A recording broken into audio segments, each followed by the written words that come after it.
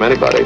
Yet here I am, calling you a yellow stinking sheep herder. Either you teach your cattle to get along with sheep, or else you better start practicing again. Then the whole range explodes as the big cattle country defies the challenge. This your business, mister? What is he, a murderer or a horse thief? He's a sheep farmer. Phew, that's where that horrible odor comes from.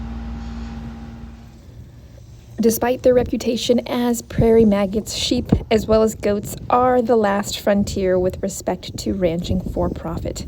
And here's why. The beef cattle market is a ticking time bomb.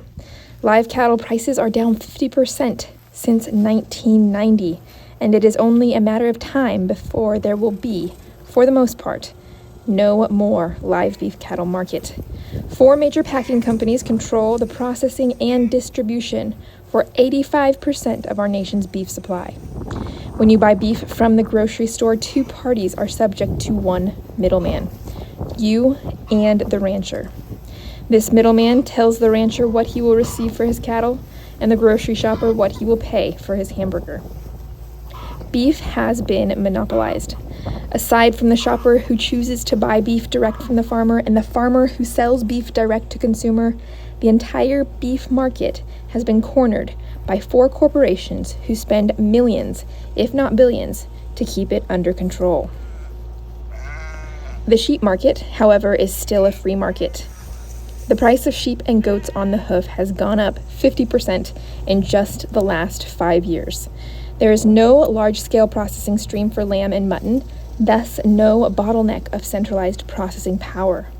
The sheep market cycles up and down with consumer demand and not at the whim of a billion-dollar processing giant. What's more is that much of the demand we are seeing for sheep is ethnic demand.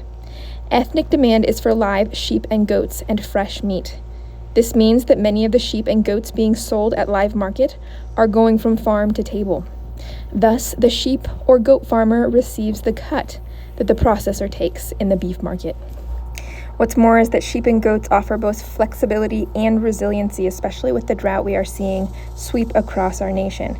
Sheep and goats are a lower input animal, not on a labor scale, but on a feed input scale. They are able to convert pasture like cattle cannot. And when it comes time to sell, rather than selling an entire cow at 1,000 pounds, you can destock more strategically with a smaller sheep at 150 pounds each. Thinking of sheep and cows in currency terms, it's like having a $20 bill versus a $100 bill. It's easier to spend when no one has change.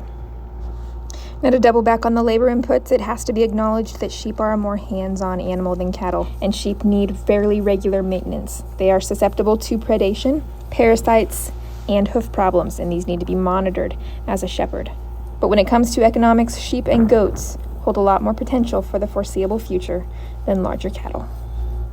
Unfortunately, the conventional beef market is just a stone's throw away from what has happened to pork and chicken. And if you remember what happened to pork and chicken, comment below. And if you don't, stay tuned for the next video.